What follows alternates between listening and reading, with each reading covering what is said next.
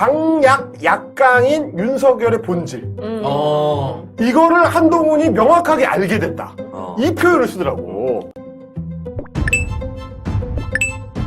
조선일보가 뭔가 하나 잡은 것 같습니다. 윤석열과 한동훈 내부의 도는 썰 주요 부분 보고드립니다. 대통령의 사면권 실시를 앞두고 여당 대표의 반대 입장이 공개적으로 표출되는 것은 국민들에게 당정 갈등으로 비칠 수 있다. 윤 대통령과 한 대표는 지난 총선 때부터 김건희 여사 문제를 포함해 여러 번 충돌했고 이런 문제가 공개적으로 드러났다. 지난 국민의힘 전당대회 과정에서 이른바 문자 파동이 벌어지고 당대표 후보들 간 극심한 갈등이 벌어진 배경도 결국 대통령과 한 대표 두 사람 사이의 문제였다. 앞으로 해병대원 특검과 김여사 특검 등 야당의 공세에 맞서 두 사람이 협력해 풀어야 할 사안들이 한두 가지가 아니다. 대통령과 여당 대표의 신뢰관계가 회복되지 않는다면 결과는 국정의 파행으로 이어질 것이다. 그리고 온 국민에게 그 피해가 돌아가게 된다. 네, 굉장히 걱정이 많은 것 같습니다. 이런 부분은 동아일보 오늘자 보도에서도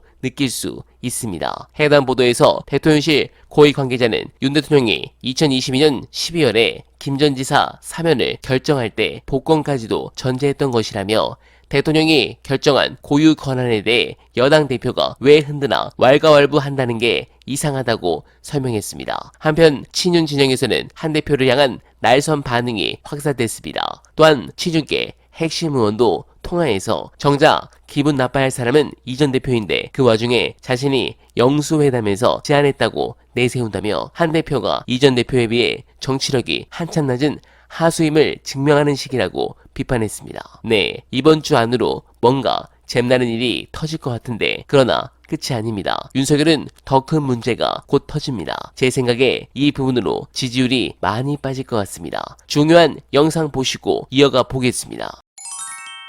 윤석열 정부가 계속해서 극우적 단순한 정권의 문제가 아니라 바로 미국의 절대적 입장, 미국의 입장을 받은 일본의 입장을 갖다가 대변해주는 역할을 하는 것이에요. 그래서 역으로다가 저는 현재 상황이 어느 시기로 보여지느냐 1900년에서 1910년 사이의 시대하고 너무 비슷하다. 예, 역사적으로. 국권을 잃어가는 과정. 그렇죠. 국권을 잃어가는 과정이 그렇기 때문에 저는 너무 지금 이 상황을 심각하게 보고 있습니다. 네. 저는 이 민생 문제도 너무너무 중요하고 네.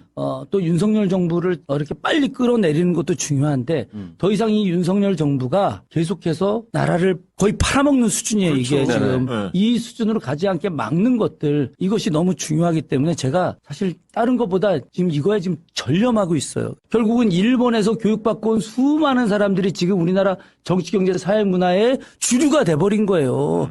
그러니까 이들에 의해서 일본은 좋은 나라, 일본과 협력해야 된다. 일본과 협력하지 않으면 절대 이 나라 대한민국은 발전할 수 없다. 네, 공감합니다. 광복절에 광복회가 기념식에 불참한다는 것에 의미는 큽니다. 그건 바로 지금의 윤석열 정부의 정통성을 인정하지 않는다는 의미죠.